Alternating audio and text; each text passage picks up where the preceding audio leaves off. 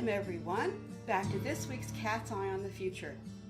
Tonight we have another interview with our regular guest, Kvelduflr Gundarrson, and we're going to return to the sort of topics that we were doing before on heathen and pagan holidays. And this month we have coming up the Feast of Low Feast, which is at the end of the month going into August. Like a lot of holidays, I think it was sort of movable a bit at the time period, but basically it's the first harvest. And I'm going to pretty much just turn it over to Kvelduflr and let him talk about it. Okay.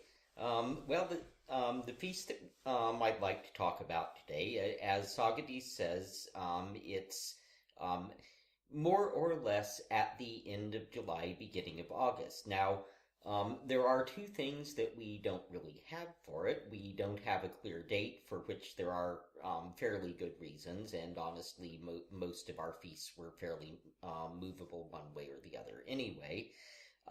We also don't have a good name for it.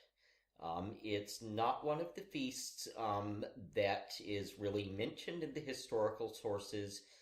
It's one of the feasts that we are reasonably certain was considered a significant feast by our ancestors, simply because it is so thoroughly and deeply entrenched in the folkloric practices throughout the Germanic world, as well as a feast very much based on the cycle of the agricultural year.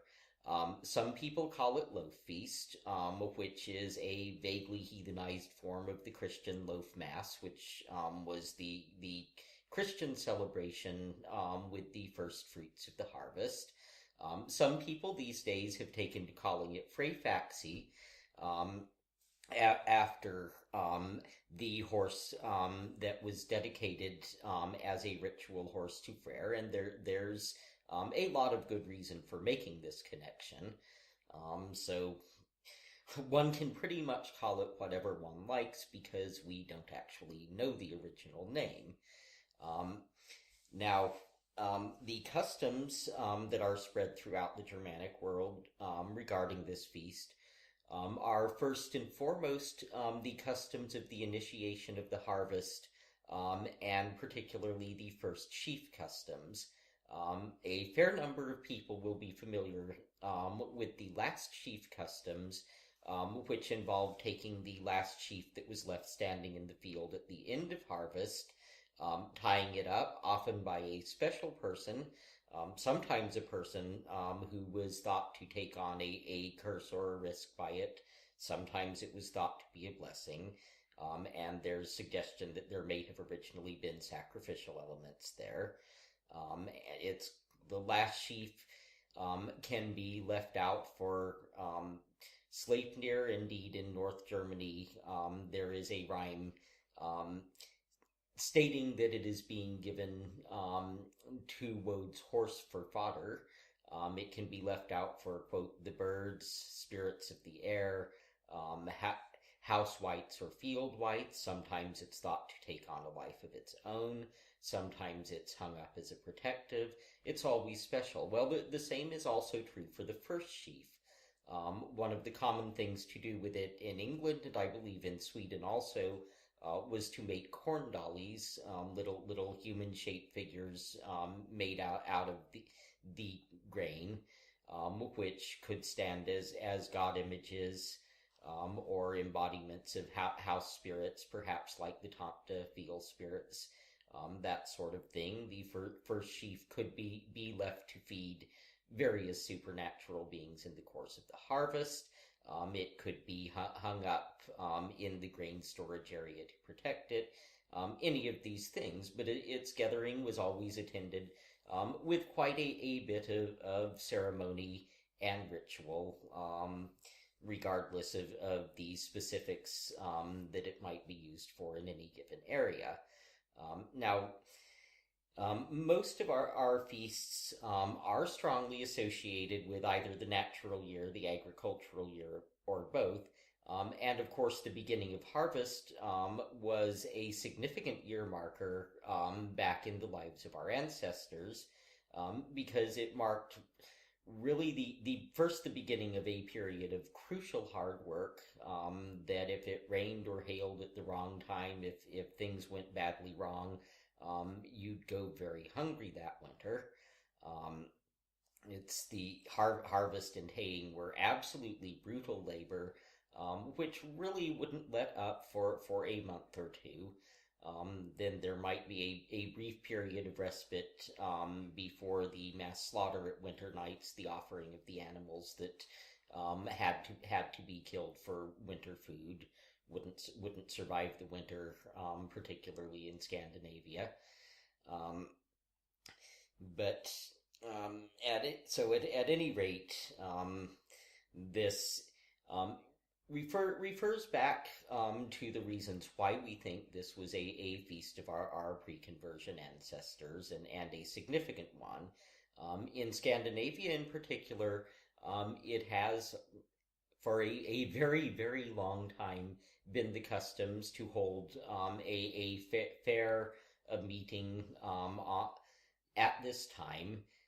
And after the conversion, particularly in Norway and the Norwegian descended areas, this is the Feast of St. Olaf, which is still a big deal. In Scandinavia, in Norway and Denmark, particularly, there are always big, massive fairs, gatherings, reenactment presentations, whatever you like, held on St. Olaf's Day. And I think, pretty much a typical example of a Christian saint taking over the timing and some of the function and imagery of the original gods. The St. Olaf's Day festivity are particularly and very strongly associated with horses, to which more later, which may well be a reference back to the Feast of Freyr. In Sweden, on May 18th, we have St. Eric's feast day, which, surprise, surprise, involved a holy procession around Uppsala to ask for a good harvest in the summer and autumn to come, which should sound eerily familiar to almost everyone. So Eric there has quite clearly, just stepped in for Freyr or the Vanic powers. And likewise, this particular feast seems to have done the same thing for a later part of the year in Norway. Now, the horses are traditionally, again, very strongly associated with it.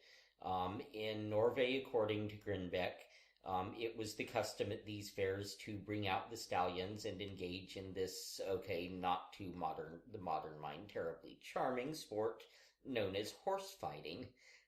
And this is something that appears to have been quite important and very possibly associated with the solar cult in Scandinavia, from at least the Migration Age. There is a picture stone from Hegeby in Gotland, which shows horses, the goaters, and, if I recall correctly, a very large sun wheel. And it is not unique. These motifs show up on other picture stones from the same period. Certainly in Iceland at the summertime gatherings, the horse fighting was also a very big deal, a very important national sport. And in Norway, it was particularly believed that if the stallions fought with unusual vigor, that was a very good sign for the harvest that was about to be harvested. Yeah, I mean, we may find it kind of not something we would want to do as modern people, but I can actually see, because horses naturally fight for being the strongest one of the herd and the right to mate, that this could have been not only a ritual for, bringing forth the sun or making sure, things were vigorous and virile, and anyone who's ever looked at a male horse that's intact, knows why. Yeah. But also to ensure, did they use the winning stallion for next year's breeding, or is that no? They certainly did. There's a number of accounts in the sagas of people having various disputes and disagreements over stallions of particular quality, and their show in horse fighting was one of the things. It should probably also be mentioned that this isn't like dog fighting. Horses fight for dominance, but they don't tend to rip or batter each other with shreds. Yeah, they usually one of them gives up and finally goes away.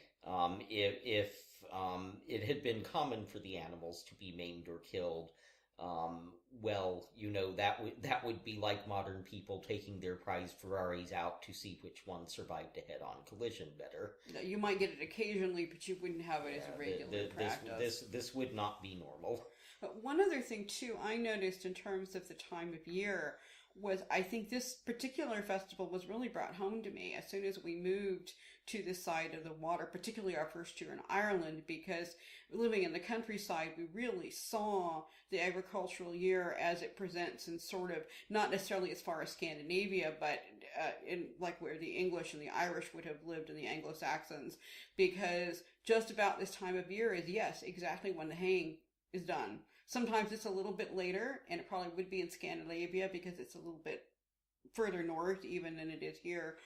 But I remember the first year that we were here in Ireland, every single person we knew came down, including ourselves, came down with a killer flu during what would have been haying season. Now, to modern people, this didn't mean, okay, you just go buy hay. But I remember thinking at the time that if we had been a small rural village and everybody got literally too ill to get off the floor and barely stagger over to make tea, it would have been a disaster. Yeah. Because the animals would have had no food for the winter, and people would have starved to death. Yeah, exactly. And haying season could also be one of those marginal times, one of those border times where, because so much was at stake and so much of it was dependent on non-human forces, supernatural things could also happen. And we see a very good example of that in Erbigja Saga, where this whole period of really bad hauntings is started off by a rain of blood and other signs seeing it haying, which of course do indeed end up presaging, undead, Icelandic zombie apocalypse, all of that good stuff. Okay, being Iceland, admittedly, it was more like zombie skirmishes followed by zombie law courts, but that's Iceland for you. Well, I can see also how the weather would probably enter into that, because not only is it very scary in terms of being out of people's control, but this is the time of year, as I can tell by looking right outside my window right now, when even in Ireland, where it's fairly rare, you tend to get black billowing clouds and scary winds and thunder and lightning. Thor sort of comes out and does a stage production out of a movie, and that is, that tends to make human beings just feel uneasy. Yeah, this is one of the times of year when we really see Thor as a god of fruitfulness, and in fact there was Terville Peter quotes, I believe, a Scandinavian saying that the summer lightning actually ripens the corn, ripens the grain. It's become the custom in modern Asatru for a lot of people to particularly associate this loaf feast or Freyfaxi or whatever you like to call it with the tale of Sif's hair. And if you think of that as the agricultural world or the natural world mirroring what's going on with the gods, it makes perfect sense, because here you have this goddess's golden hair, and if you've ever had the pleasure of seeing a field of ripe wheat or barley blowing in the wind, you'll know that it looks very like beautiful golden hair. And it has to be, first it's sheared, and then all sorts of good things are produced in recompense. Eventually it's replaced with something rather better. So one thinks of this, then if one thinks of this as a harvest agricultural tale, this is certainly the appropriate year time for it. Well, why don't you tell us, for people in my audience that might not know, why don't you tell us briefly the story of Sif and her hair? Okay, briefly, the story is Thor and Sif wake up one morning, and Sif has been given a buzz cut. And this does not go over particularly well with anybody. it's been suggested by various people at various times that the perpetrator was actually boasting of having slept with her. Um, this may or may not be likely depending on how old it is, as there don't seem to have been any punishments for, quote, adultery, unquote, in the Viking Age at any rate. Could be older, um, could be a survival of something, could be coincidence that it resembles the not terribly reliable description in Tacitus. But at any rate, Sif wakes up, she's gotten a buzz cut, nobody's happy, and Thor thinks, now who do I know that would have thought this was funny? Well, there's only one answer when a Norse god asks that kind of question. And so Thor goes to have a word or possibly a hand choking on the neck with Loki. And eventually, Loki manages, possibly through sign language, to convey to Thor that, gee, he's really sorry and, he'll pay the Weregild. So Loki bops off to his friends, the dwarves, and gets them to make a range of cool things, such as, let's see, I think the first lot of dwarves makes Odin's spear. They make Freyr's ship, which can go over land and water. Loki's friends make new hair for Sif, which is made of real gold and grows naturally as soon as it's attached to her head. We should only be able to get hair extensions that do that for all of us. Make Freyr's ship, which can sail over arid water and fold up to pocket size. They make Odin's spear Gungnir, which always returns to its owner. And all of these things are obviously terrifically significant and important attributes of the gods. So Loki comes back and presents them, and everything's fine, except that he then manages to parlay this into getting into a bet with another dwarf who claims that his brother can make better stuff. And the dwarf talks Loki into betting his head on the work of his own buddies. So dwarf number 2 and his brother get to work, and they too make some awesome and terrifically important things. Odin's arm ring Draupnir, that lays 9 gold arm rings every 9 nights. Freyr's golden boar. Apparently you start with a boar hide and a big lump of gold, and forge them together, and you get a live gold boar that can also run over air and water, and Thor's hammer. Now, during the process of the forging, the dwarf who made the bet is pumping the bellows, and there's a large horsefly buzzing around the room, annoying him in various ways, distracting him and biting him. And if you've ever been bitten by a horsefly over here, this is not as trivial a distraction as it sounds like. And eventually the fly manages to get him to lose his concentration on the last round of this, which is why the shaft of Thor's hammer is rather short, and he has to wear steel gloves to wield it. But overall, it's still pretty impressive, and the dwarf brings his stuff and presents it, and the gods agree, well, yeah, this actually is more impressive than what Loki's buddies made. Go ahead. And Loki says, wait a minute.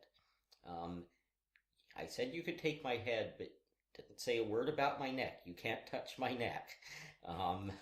Now, the dwarf possibly could have been perfectly content with say, just a skull bowl for a cup or something, but instead he took an awl and some thread and sewed up Loki's lips, causing him to be quiet for a while and to bear the scars pretty much forever after. Which is useful to those of us trying to do Old Norse iconography, because we can, for instance, be reasonably certain that the image on the Snaptoon Bellows stone is meant to be Loki. So that's the tale anyway. And we also have, I think, a great example of Loki creating a mess, but also at the same time bringing gifts. Yeah, it's very, very characteristic Loki story. Loki causes chaos. Loki brings about the resolution to the chaos, and the gods end up a whole lot better off than they were before because, where would we be without Thor's hammer? The Ettins would be living it up in our drawing rooms. That's where we'd be. That's true. And well, there are many things to be said about Ettins for or against, depending on the particular Ettin and how they get on with gods and humans at any given time.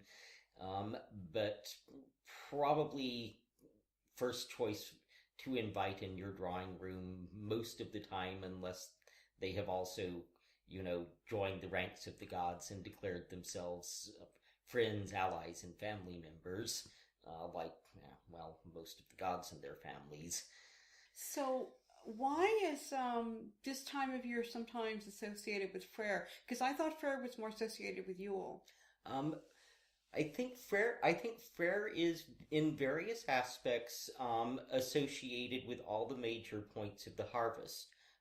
We have winter nights, for instance, referred to as Freysblot, which makes sense. It's the end of the slaughtering period. It's the end of this massive burst of assuring food for the winter, which starts at Loaf Feast and is over at the end of winter nights, and then you can sit down, rest, repair stuff around the house.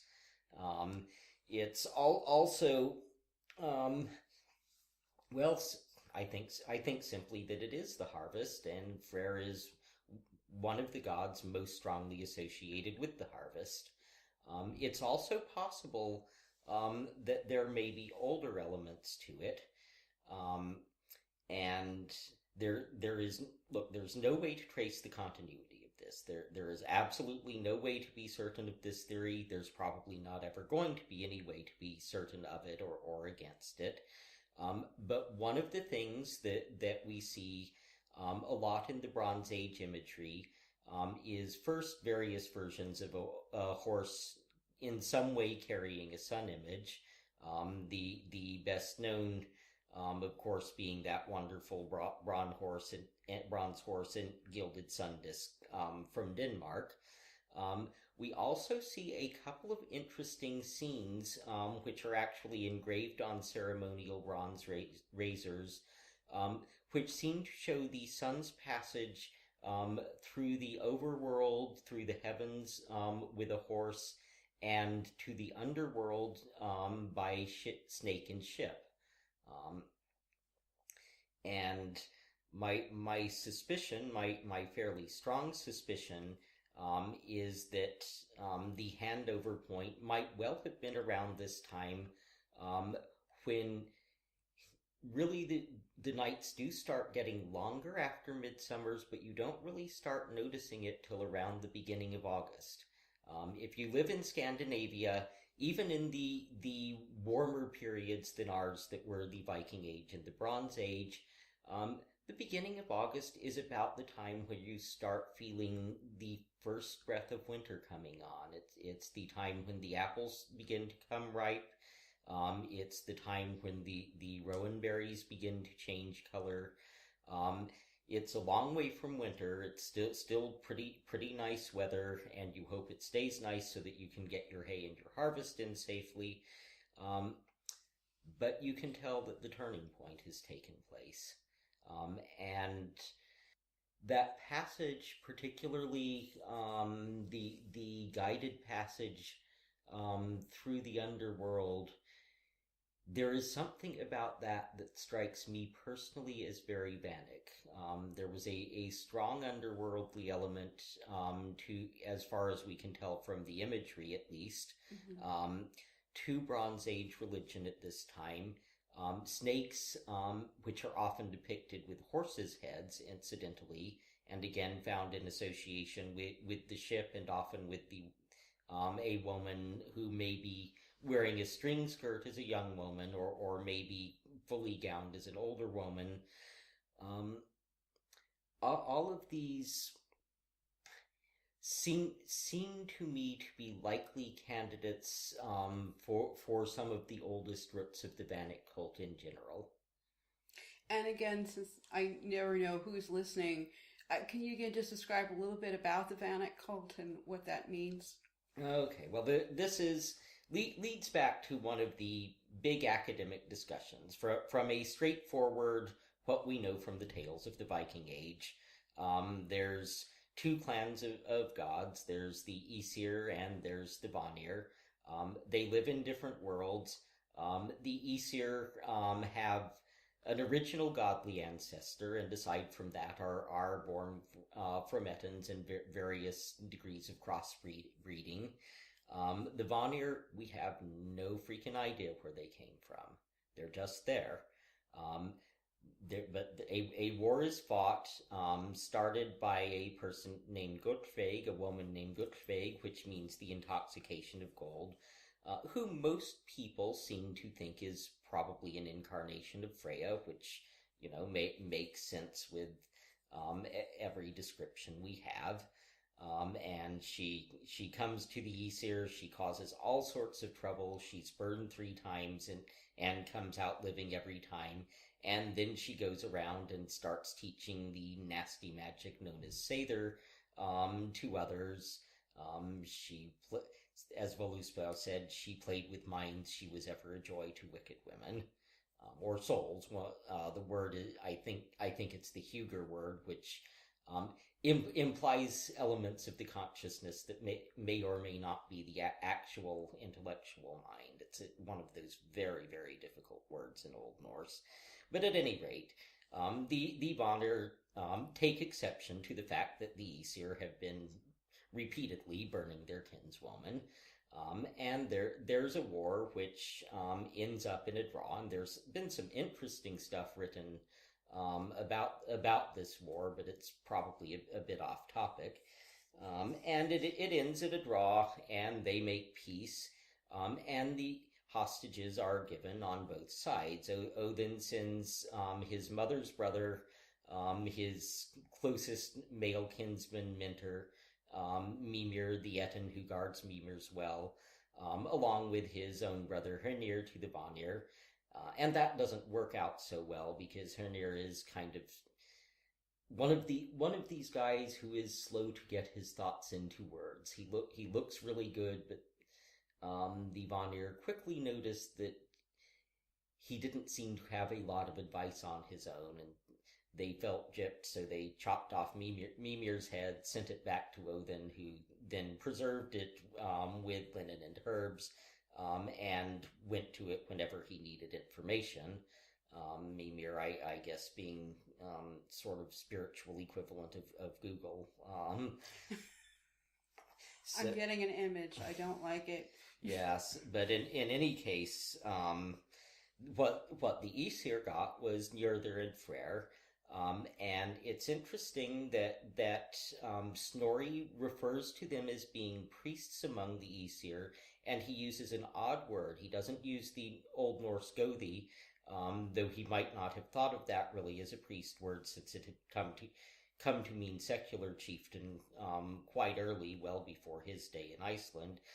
He uses a loan word from the Irish diar,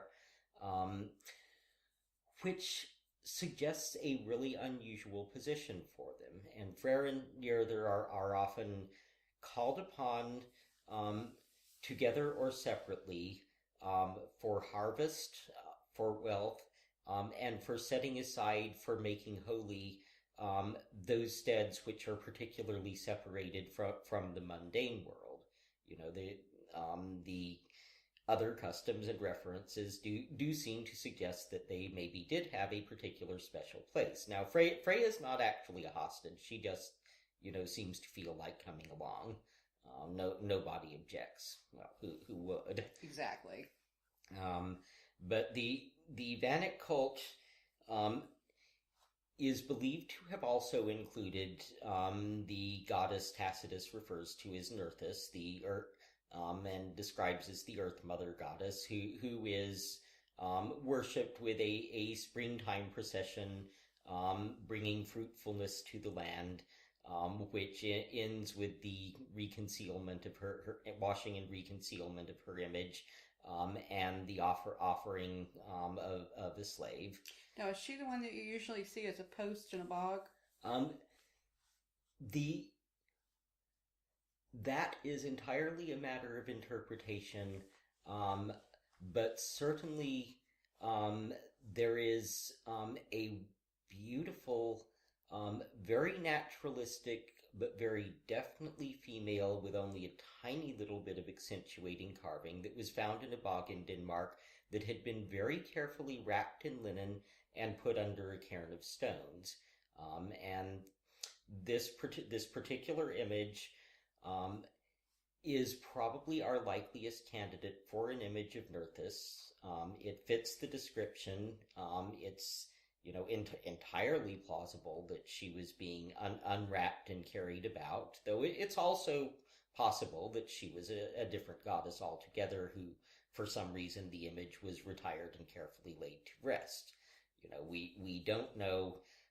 It's always kind of an issue correlating the archaeological evidence with the tales and parahistorical accounts we have, especially since we have to kind of retrospectively view a lot of them through the lenses of stuff that was written down later. I think people are seeing that the last few weeks. It's the summer. I'm recording this here in 2014, where they just recently found, I think it was in Denmark, a little hammer like people wear around their neck, and it says, "This is a hammer," in runes. Yeah, which our forebears were pretty good about labeling stuff.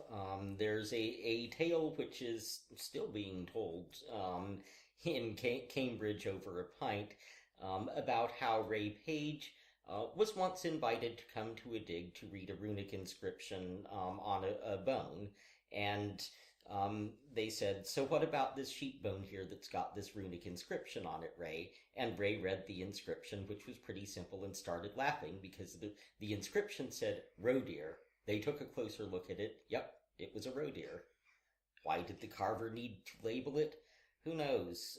He or possibly she was bored one night after dinner and hadn't anything better to do than scratch roe deer on the bone from the venison.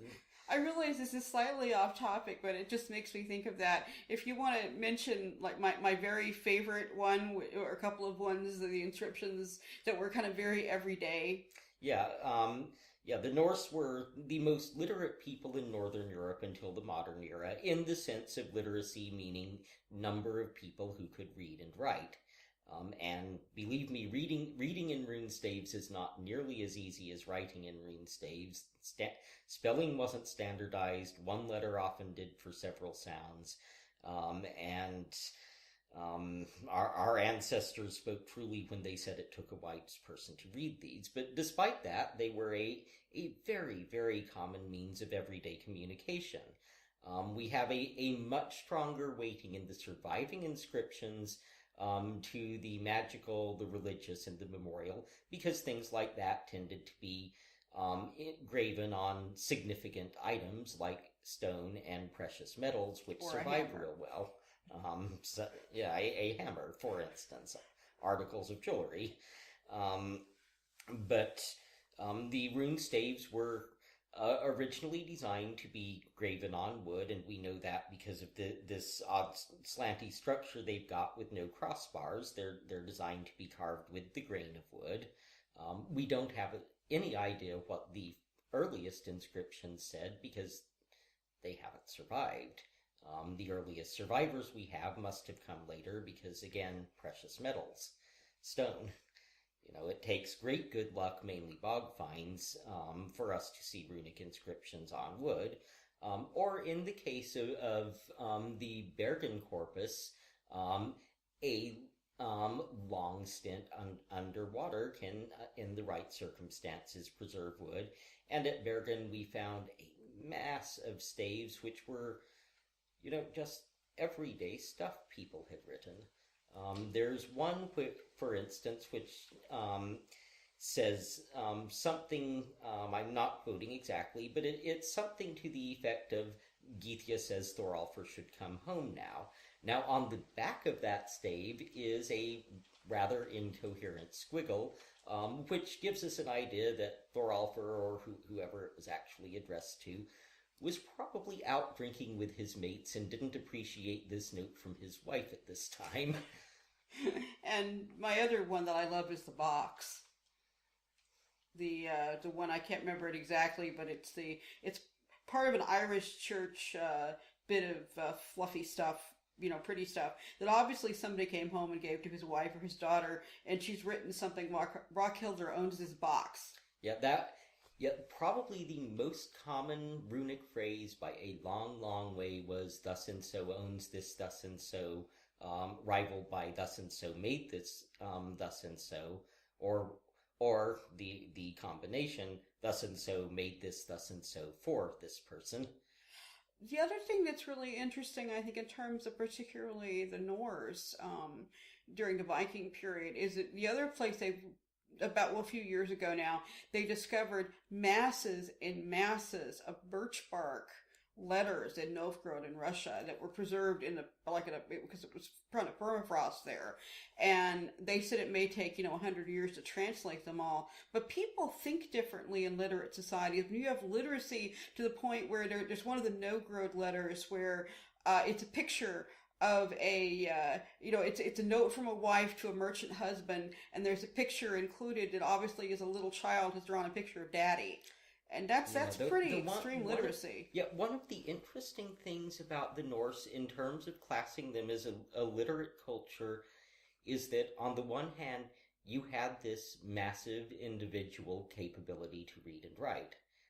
And it really is startling how common this was for just your average basic peasant farmer type person or his wife. There doesn't seem to have been any gender distinctions. Knowing how to read and write in rune staves is considered an essential accomplishment of the upper class, but it's just as common in the lowest classes. But having said that, it's not exactly like the Druids who refused to allow important stuff to be written down. But what we didn't have, and what might or might not have made a huge difference in how we developed how our ancestors thought, was the means of anything like lasting, convenient writing. We did not have anything like scrolls or books. We had mostly scratching stuff on any convenient stick or piece of birch bark, which means that unlike say the Romans or the Greeks or the Jews or the Christians or anyone else from Egyptians, anyone else from parts southerly where they had this step on the road to mass production, we didn't really seem to evolve anything that you would think of by way of religious dogma. It's one of the reasons why it's so very difficult to pin down exactly what our ancestors believed about anything, because there was so much room for variation from village to village, from country to country. Even within families, you get, as in Eot Skotla-Grimson's family, for instance, you had the strain that worshipped Odin and had certain gifts, physical attractiveness being notably not one of them, but and then you had the Thor strain where the guys were blonde, handsome, worshipped Thor, not stupid, but not the great poets and thinkers that their Odinic brothers, fathers, cousins were. So you get these huge variances, and because there was no definitive written source at any point ever, you just don't get dogma. Now Snorri, 220 years after the conversion of Iceland, did his very best to gather together everything that he had. and make as much sense of it as he could. And sometimes he succeeded, and sometimes we don't know, and sometimes he seems to have... we can't really tell at any point if he made stuff up or if he knew a tradition we didn't know, but there's a few where it looks like he actually made stuff up, in that it diverges very considerably from every other description we have of the event or the situation. Also, one of Snorri's main sources was skaldic poetry, which is very rich in riddles. You can pretty much describe it as a very highly stylized and elaborate form of mythological Trivial Pursuit. And Snorri often gets his information from looking at skaldic kennings, and sometimes he just seems to have interpreted them wrong. But that's pretty easy to do because it was a real challenge. Our ancestors were extremely intellectual people that thought sitting around trying to baffle each other with highly structured, elaborate, alliterative, syllable-counting riddle poetry was a spiffing way to spend a winter night.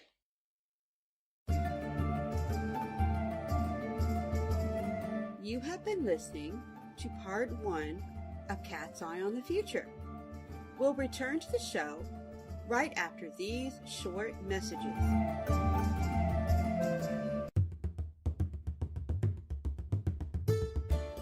Do you have questions?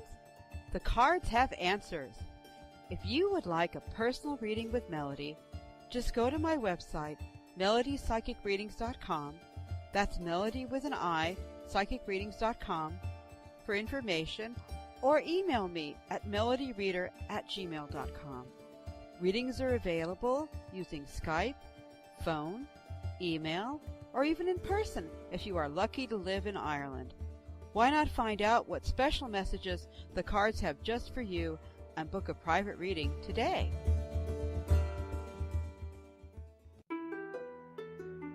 We now return to part 2 of Cat's Eye on the Future.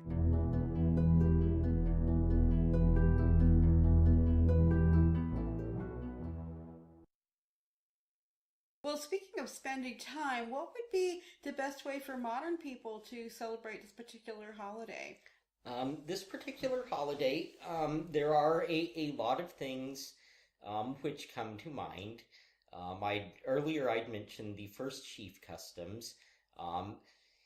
Making corn dollies would be one of the things that would certainly come to my mind. Most of us don't harvest our own fields anymore, but it's often common for folk to go and buy a decorative sheaf of grain, wind it with ribbons, hang it up, and basically make it the ritual first sheaf. Nigel Pinnock, who is not exactly what I'd call a reliable source, but he made the very good suggestion that the English folk song John Barleycorn is particularly appropriate to this time of the year, and I always think of phrase servant Vigvir barley when I sing it. Ritual, if your group is more into the elaborate presentation thing, a ritual drama centered around Sif's hair and the gifts to the gods would be extremely appropriate. Certainly, presenting little breads as offerings to the gods. Again, even if you weren't able to grow it yourself, it stands for the first fruits of the bread that you're eating throughout the year. Speaking of standing for, because I still see this all the time on Facebook, and the question with the word corn. Yeah, that's one of those transatlantic deals. The word corn properly is a generic for grain, and in the Americas, because maize was the grain, the kind of central, crucial staff of life grain. The word corn sort of got stuck to maize and was more or less fell out of use for all of the other grains. So when you hear someone from over here say corn, what they mean is any sort of grain. So it would be perfectly, especially for, say, heathens in North America, it would be perfectly okay if you were, particularly if you're harvesting your own garden, to take corn husks and make corn husk dollies, which are very popular. Yeah. Oh, I think it would be absolutely appropriate. When I was in the States, I would often use a shock of of maize corn, rather than one of the traditional European grains for the last sheaf or the first sheaf, because it is the grain of the land. It's very appropriate. It is wholly in its own way to the land without being so strongly attached to any one single belief that it would be offensive to be reusing it in our own context. Rather like offering tobacco when you're over there. Yeah, I think that's another thing too is, whereas we spend a lot of time on this show, particularly with the historical background, it is a living religion, or at least a revived living religion. Yeah, and these things go back and forth. Tobacco is obviously one of the main entheogens, one of the main psychoactive holy herbs of the Americas, of North America in particular. But already by the 18th, 19th century, people in Scandinavia were aware that the house ghost, the Tante Ornissa, wanted his pouch of tobacco as part of his yearly wages. We have a folk story from Denmark, I believe, of one of the underearthly people giving a farmer some really spiffing tobacco. So there's obviously been interaction and growth all along. The key thing as I see it is just to know where it came from. One wouldn't get very far, I hope, claiming to anyone that the Vikings had used tobacco to honor their house spirits with. But it's part of it has become part of the tradition, admittedly a century or three before ours, and there's no reason not to do it now, and every reason to do it, like the fact that the house ghosts seem to feel this is a good thing to do. Well, I think it's also like using more modern beverages like tea and coffee for somebody again, and we start getting here into also the UPG phenomenon. I think what is that called? Unverifiable personal gnosis or something. Yeah. I always forget exactly what it is, but and these I think that these could be absolutely wonderful, provided you realize that they're not they may be valid for you, but they're not necessarily historical. And, I mean, I've had one where I had a very powerful dream sort of vision where I saw the goddess Saga with a gray cat. Now, there's no gray cat for Saga in the literature, but I have now talked to 3 other people who work with Saga, and they've all seen her with a gray cat. Does that mean she has one? No, but it means it's more than just me seeing it. Yes, and, generally, my rule is that once is your personal thing. 2 people with no connection independently coming up with something could be coincidence, but 3 different people coming up with the same thing that's not a straightforward logicked out thing, that at that point you'd really start wondering. And I've seen that happen most often with little things. For instance, I've known at least 3 different people who felt independently that Loki particularly liked single malt scotch. This was just a little thing. This was not a great go into the other world and learn this deep secret from Loki. It was just an intuition, unverifiable, unverified, completely unhistorical. But when 3 people that you take pretty seriously all get the same intuition without any contact with each other, well, I've been offering scotch to Loki since, and it seems to work. And it's so kind of in the water, so to speak. I'm making a pun on the word whiskey. That by the time I came to start learning about the Norse gods more seriously in the early 1990s, I just thought that whiskey and Loki went together. Yeah, well, I believe Diana was one of the people in question. Right, okay, that makes sense. Another one I noticed was the several people independently associating Loki with foxes, which I thought was interesting. I may be partly responsible for that. Oh, okay. Because I have it in Rheingold, which came out about 20 years or a bit more ago.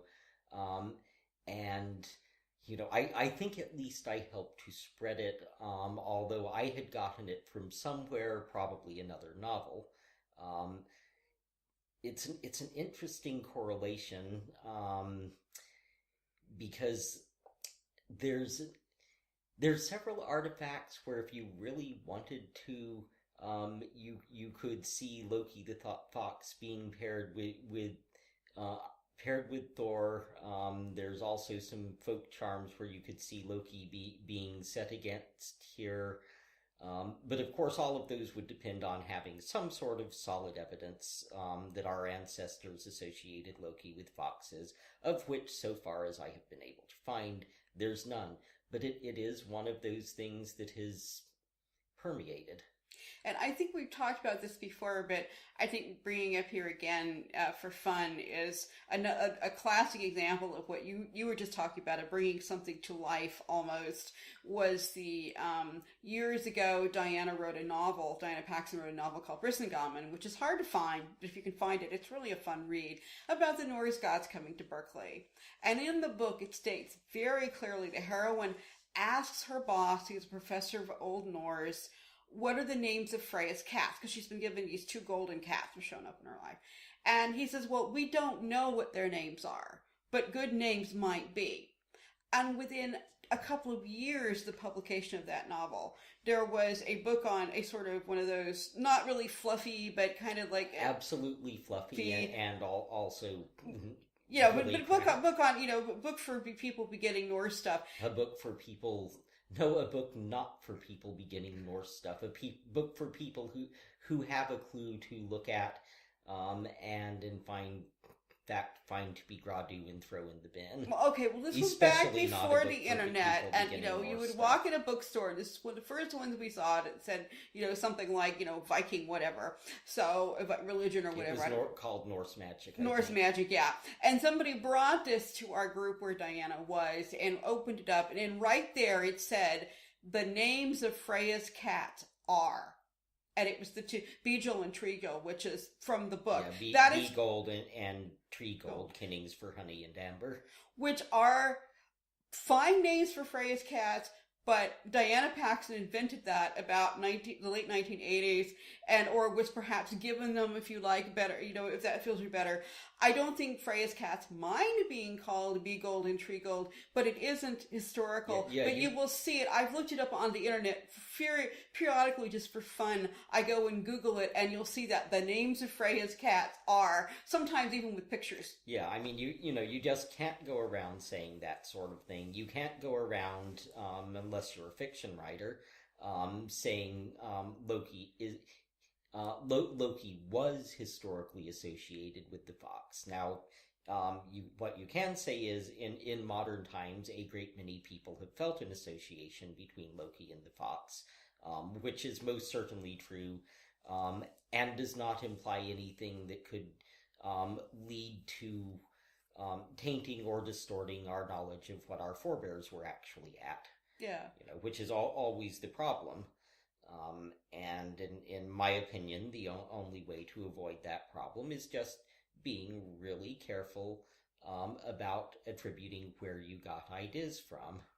Yeah, I mean, your own dreams are fine, but realize that's where it's from. But it gets harder with things like the names of Freya's cats, because if you just do a really short Google search, you're going to get it as if that actually is somewhere in a saga, and it's not. Yeah, well, it is a modern saga, but it's not a not a traditional one. Individuals or groups are likely to have intuitive things that become more characteristic for them. For instance, at this particular feast of the year, the version of the ritual I do is fairly snake heavy because to me the association between the Bronze Age snake cult and this time of year rings very strongly. And as you'd noted earlier, I cannot say, and neither can anyone else, whether this was in fact an association known to our forebears. But it is something that works. It is something that works for me with the time, but I might not even do it the same way if I were leading the ritual for a large group of people, as opposed to at home in private. Well, it's probably a topic for another show, but I think this kind of leads well into the whole thing of the difference between small, essentially congregations, or we wouldn't call them groves. What would we call it? A hove? Kindred, yeah, that works. Smaller kindreds and how they operate, and large festivals and things. Yeah, and particularly, again, back to the topic as we come to the close of our show. Particularly feasts like Loaf Feast or Freyfaxi or whatever you like to call it, where so much of our knowledge is based primarily on folk customs, folk practice. One would rather expect than otherwise to see a huge amount of variation. Now, of course, there's a huge amount of variation anyway. There are some groups. I think Chuck Hudson was proudly telling me at one time that they do their rituals in their regular clothes. It's part of an everyday life. They get the actual ritual part over within 10 minutes and then have a nice family bonding feast barbecue with the gods, which is fantastic. On the other hand, Hrothgar is famed for their extremely high presentation stuff, wonderful garb, poetry, singing, the whole schmear. And that's wonderful. There's room for everyone along this whole spectrum. It was probably just the same back in the day. You might see a very, very short blessing in one person's hall, and then you'd go to Uppsala and see the massive presentation every 9 years. But there's equally room for a lot more diversity in the actual things we do. One of the things that is kind of artificial in modern Asatru is the degree to which a couple of models, more or less adapted from the sagas, with elements of other stuff here and there interfering, these kind of got adapted as standards and have been our core standards for ritual since the 1970s. And of course, there are other issues. We mentioned in a previous show the whole problem of the 9 noble virtues, which is not actually a phrase you can say in Germanic, along with the names that have been given for most of the virtues.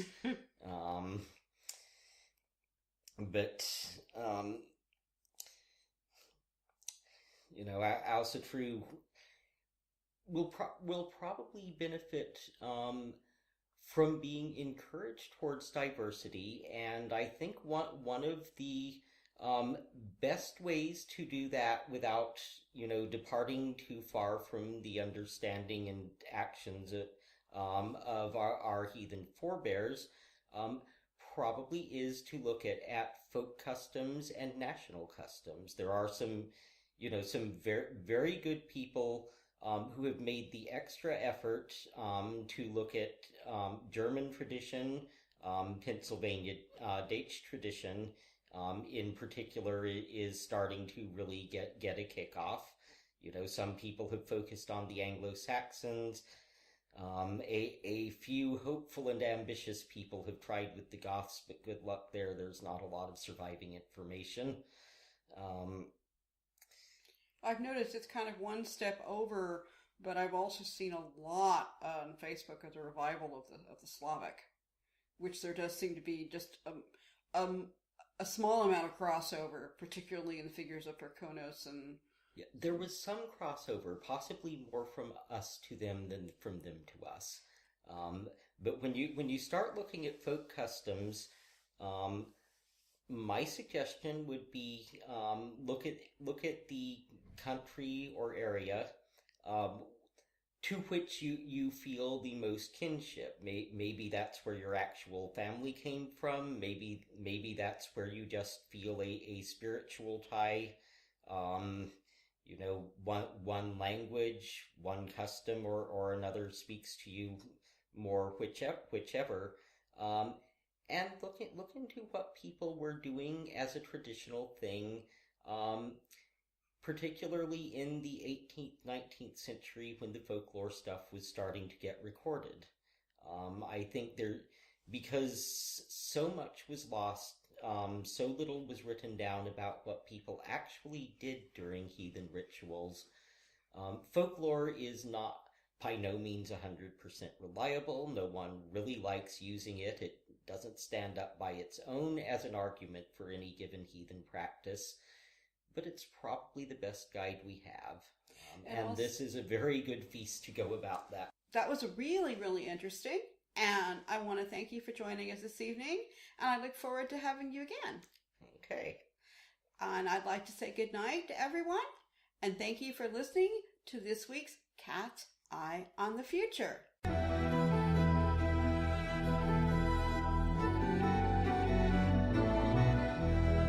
You have been listening to Cat's Eye on the Future, the show where we take a look at what's coming up in your world and your future. Join us again next time for another episode of Cat's Eye on the Future.